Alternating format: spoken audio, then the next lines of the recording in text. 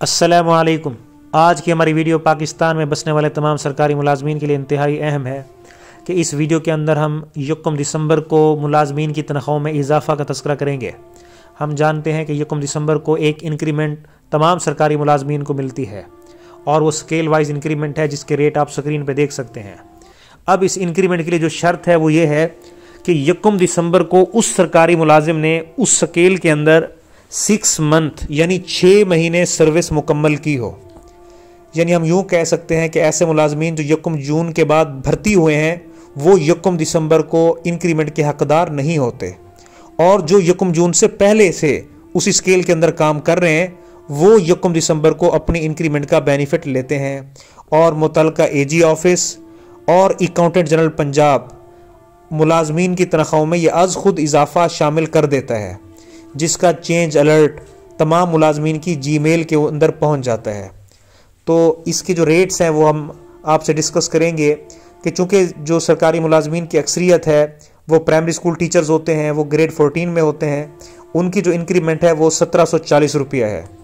और इसी तरह जो एलिमेंट्री स्कूल टीचर्स हैं वो ग्रेड 15 के अंदर होते हैं और उनकी जो एनुअल इंक्रीमेंट है वो 1980 रुपया है।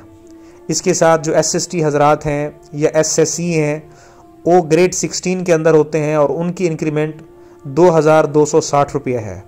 इसके साथ जो ग्रेड 17 के हेडमास्टर हैं उनकी इंक्रीमेंट 3420, जबकि ग्रेड 18 के जो सीनियर हेडमास्टर हैं उनकी जो इंक्रीमेंट है वो आप देख सकते हैं कि 4260 रुपया है।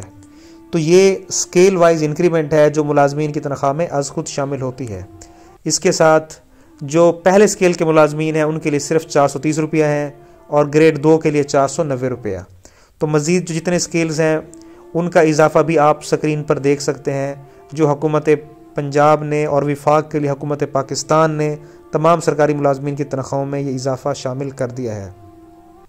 और उसके लिए जो बुनियादी शर्त है जो हम पहले भी बता चुके हैं कि ये लाजमी है, और एस्टा कोड के अंदर ये बताया गया है कि उस मुलाजिम ने 1 जून से पहले उस स्केल के अंदर अपना टाइम गुजारा हो, यानी 6 मंथ उस आदमी ने, उस एम्प्लॉई ने उसी स्केल के अंदर गुजारे हों, तब भी वो इस इंक्रीमेंट का हकदार होगा। अब कुछ लोग ऐसे होते हैं जिनकी प्रमोशन जुलाई में हो जाती है या अगस्त में हो जाती है।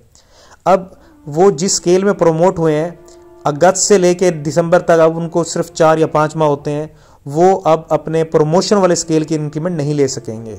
हाँ, उनके पास एक ऑप्शन होती है और ऑप्शन का बेनिफिट कानून के मुताबिक है कि ऑप्शन के ज़रिए वो एक इंक्रीमेंट यूँ ले सकते हैं कि वो अपनी फिक्सेशन अपने पिछले स्केल में 1 दिसंबर तक कराएं और अपनी जो प्रमोशन है उसको वो 1 दिसंबर को अवेल करें। तो ऑप्शन के ज़रिए जो प्रमोट होने वाले हजरात हैं उनको भी इंक्रीमेंट का बेनिफिट मिल जाता है। तो आज की हमारी वीडियो देखने का बहुत शुक्रिया। अभी तक जिन लोगों ने हमारा चैनल सब्सक्राइब नहीं किया, इस चैनल को सब्सक्राइब भी कर लें ताकि हमारी आने वाली इंफॉर्मेटिव वीडियोज़ उन तक पहुँचती रहें। थैंक्स।